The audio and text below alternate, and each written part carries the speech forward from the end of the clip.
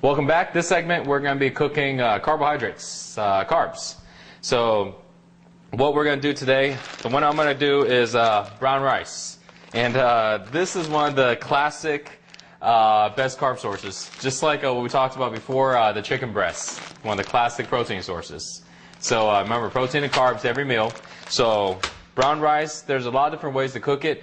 What I found to be really tasteful, because you can cook it with just water, brown rice and water, but what I actually like to use is chicken broth. So chicken broth, I buy the ones that are 33% less in sodium. Makes a little difference. But chicken broth, because it gives it a lot of taste. And sometimes I also put in tomatoes, chopped up tomatoes that you can buy in a can at the store. And sometimes also even onions too. And chop it up the same way, throw it in there. So you can kind of experiment a little bit, just as long as you have more brown rice than the thing that you're experimenting with, you should be fine. Yeah. So and this brown rice, I would say it's probably in at least 75% of the meals I make with the zero willpower system. Yeah. And after a while, like I think that I don't know if this is just like my superstition, but like since I've been eating brown rice for a while, I actually don't feel right when I don't eat it. It's I think like something in it, the fiber or something, just really makes you feel a lot better. And some of the questions I get sometimes is, well, you know, is it okay to eat carbs, you know, because of the Atkins diet and all that stuff? And really, brown rice is one of the best carb sources. And there is no way you're ever going to get fat eating brown rice. You know, just make sure you keep your portions good, just like what we talked about a little bit earlier. But brown rice is excellent. So don't cut it out. It's good for you. Yeah. And now let's go ahead and drop our chicken broth in there. Again, though, if somebody is just starting off and you really want to eat white rice, I would say, you know, start off with a white rice, and then you can eventually graduate to the brown rice. But just do, you know, do whatever it takes to get started on this, and then later on you can graduate to the absolutely best foods. And that's actually a good point. When I first started, well, you know, me being Asian, I eat rice, you know, all my life. But actually, I didn't eat brown rice when I first started. You know, I'd say white rice because it was something I was just used to, you know. And brown rice is, you know, you don't really see an Asian family eating brown rice. But I got used to it, and once I started eating it, you know, its taste a little different, but still the difference between brown rice and white rice, having a breakdown much easier. It's really good for you when it comes to when you really want to shed those last couple pounds. Yeah. And if you've been eating, let's say, white rice, you know, for a long time, and you want to really go ahead and have that six-pack really come out, switch to brown rice, and I guarantee that's going to be a good change, and you're going to see those extra sheds, extra pounds come off. So, I actually, I remember I first. Like learned about brown rice, and I tried to make the switch when I was down here. And the very first few times I did it, I hated it. You know, I really didn't like the taste at all. But like I knew it was good for me, so I kept eating it. What I did to kind of like accustom myself to the switch was I made 50-50 rice for a while, where it's half white and half brown rice. Oh yeah, I tried that before. Yeah. And then I did that for a while. Then I went to straight brown rice, and now that I'm on the straight brown rice, I love it. I can't, you know, I'll eat white rice, but I really like brown rice a lot more. So just to let y'all guys know, the amount of rice I used in this one was, where's the size say here? There we go, 28 ounces, or basically 1 pound and 12 ounces. And each of these are 16 ounces. And they usually sell them a little bigger. It's just the grocery store I picked them up at this time didn't have them. And the amount of water or the amount of chicken broth or any type of liquid you go with it, what you want to do, you can, there's a lot of different ways to measure it, but the way I found to be easiest is actually you can take your pinky, or you can basically measure it to where it's 1.5 inches over the rice. The liquid has to be 1.5 inches over the rice. And the way you can do it is all you do is stick your pinky down in there, and there we go, and yeah, 1.5 inches, so we're perfect. So close the lid, and good old rice cooker. Rice cookers, you can find them to be very expensive. Sometimes they're really cheap. Go for the cheap ones. This one is actually, this one costs, I think, about $99 or 100, maybe 100, a little over. I forgot, bought it a little while ago. But you can actually go to your local store and you can pick them up as cheap as about $20. Yeah. I would say, like, if you want to follow this plan, then you gotta have a rice cooker. It makes things so much easier. Yeah. I mean, you can cook it on the stove top, but it takes so much longer, and it's such a hassle. The rice cookers, you know, you just hit the button and forget about it, and you get a little, you get a little sound with it. Your, extra money. There you go. That's where the other $80 went. The little sawn. So there you go. It's cooking, and that's it. Right. Okay. So let's go into the next carb source, which is potatoes. So when you're making these roasted potatoes, I really prefer these red ones. I find these red ones kind of have a better flavor. You can also use the white potatoes, doesn't really matter that much, but the red ones I find are a little bit better. So what you want to do is chop these up into fairly small pieces. Something like this, you can just do like thirds. And just chop these up like pretty small so it cooks fast. This, I would say, is one of the more labor-intensive things in the zero willpower system, but it's still super easy. And here's a suggestion, Dan.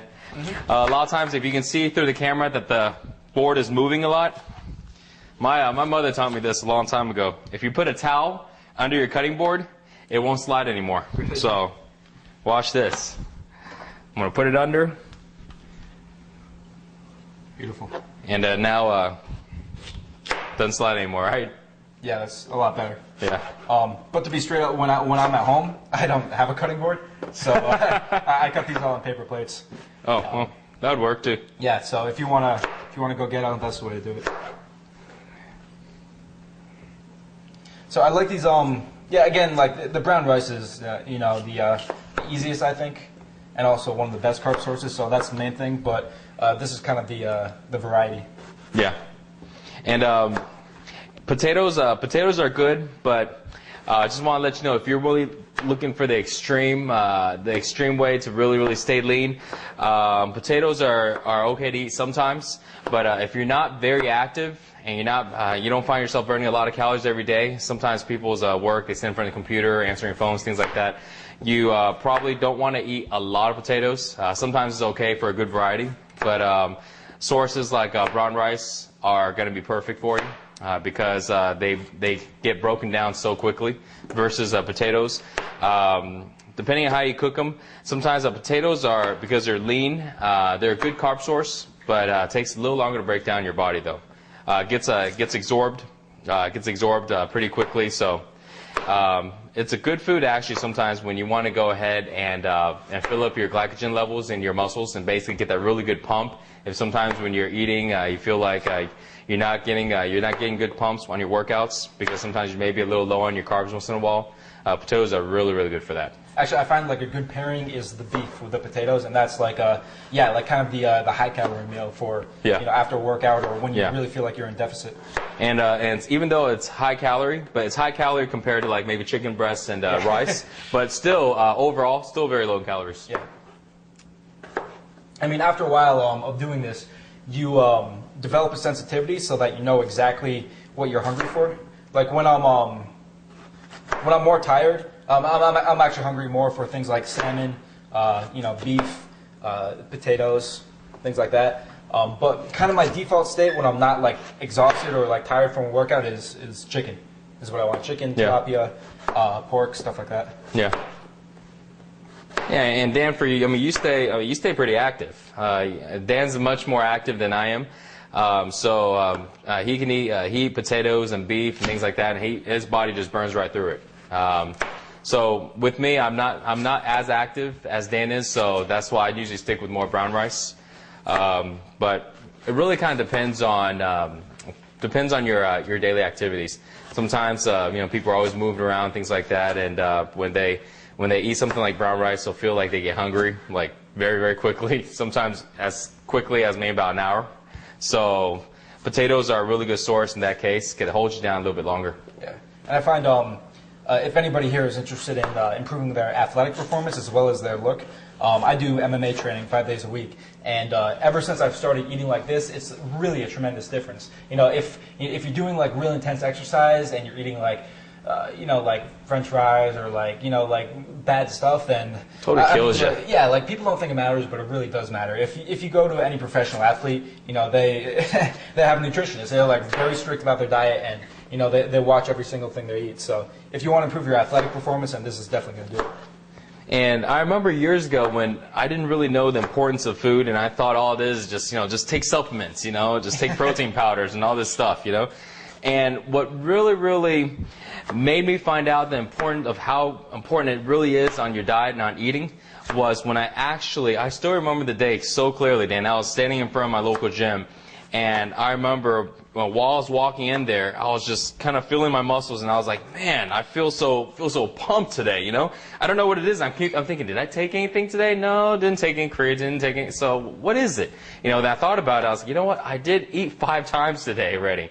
And I mean, that was one of the first times I actually did the right thing. I ate 4 to 5 meals, you know, and every meal had protein and carbs, and just actually did the right thing and made a tremendous difference. You guys watching right now, if you haven't really experienced how it's like to actually eat protein and carbs to every meal and to actually bump your meal amounts up to about 4 to 5 times, you got to do it because it's going to make a world of a difference. More than any supplement out there can make you feel. You know, all the stuff out there now, they have the ones that, you know, get you all pumped up, the nitric oxide, stuff like that. It blows it away just by food. Yeah. You know, it's a big difference. I find that there's actually like a very significant difference in your mental performance as well. I know, like I'm like typically working at home all day, and I know that if I eat something, especially early in the day, which is bad, then I feel like mentally sluggish. And you probably won't. And the thing is, like when you're only eating bad foods, you don't even notice its effect because you're sluggish all the time, and you don't even know it. You feel like it's a norm. Yeah, exactly. But once you start eating like this, then you notice like a very big mental difference with between like the clean food and the dirty food. So how are you going to cook these, Dan? I'm going to actually grab a baking sheet real quick, and we'll be right back. Okay, so we have you know, like a very simple pan here. This is one of the few pans I actually do recommend you buy.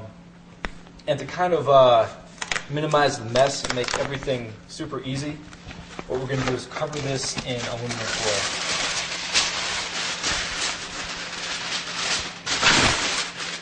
So just throw that right in there.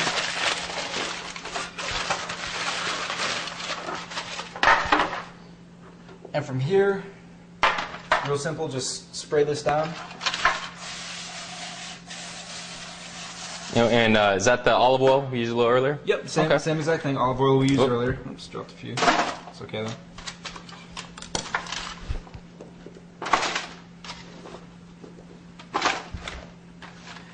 Now, I actually, you can see here, I actually have a little bit too much for this pan. Ideally, you're going to have this so that it's just one layer of potatoes. But if it's like this, it doesn't matter that much. It's just going to take. It'll still cook, right? Yeah.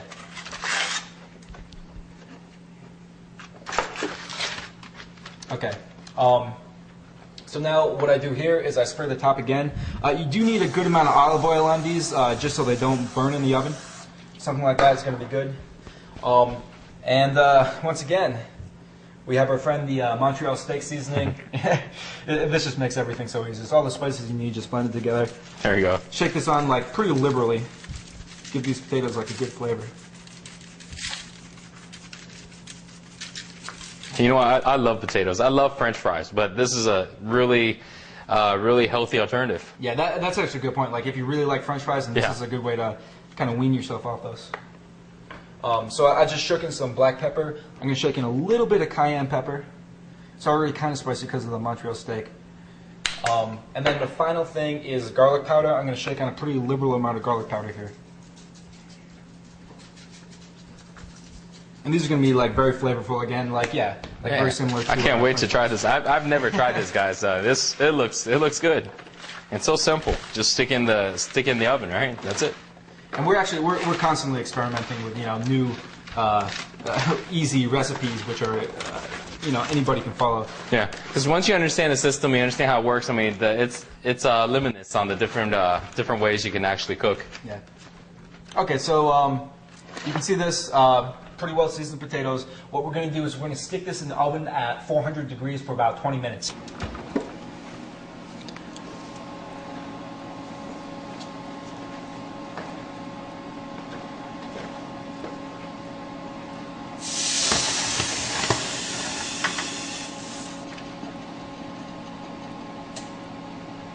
Welcome back, guys.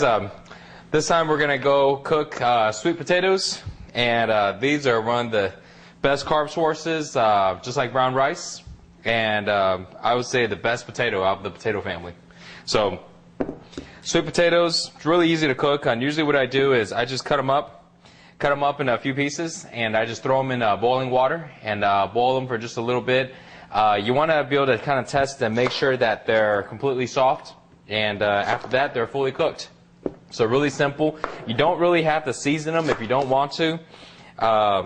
Once they're cooked, what I do sometimes is I put a little bit of brown sugar in it, so this way it gives a little bit of sweet taste, but it's kind of up to you. It does naturally have a little sweet taste already, so we'll just go ahead and cut them up like this. Okay, so I'm gonna drop them back on my plate, and really simple. That's it. That's it. You know, so we'll go ahead and get these cooked, and we're all set. Okay, so the final carb we're gonna talk about is pasta. So we have here whole wheat pasta. Mike, can you explain why you chose the whole wheat pasta? Well, whole wheat pasta is usually the best choice. Out of the pastas, you have the egg noodle pasta, which is okay, but it does give a little bit of protein. But whole wheat just breaks down a little easier in your body, and so it's the best for you. Pasta is a good food when it comes to a carb source. When it comes to leaning down and staying in good shape, it's not actually the best. I wouldn't say number one when it comes to leaning down, but still it's a very good carb source. And just as long as after you cook it, you don't mix it in with any type of high calorie sauces, I say you should be good. And it's definitely a very good carb source to add into the variety. Great. The way I usually cook it, real simple, just break it in half. If you have a smaller pot, which I usually do, just break it in half, put it in boiling water, 8 to 9 minutes, and you're done. And then you can just pour the sauce right on that. You don't even need to warm the sauce up because you're going to microwave it later on, and that's it.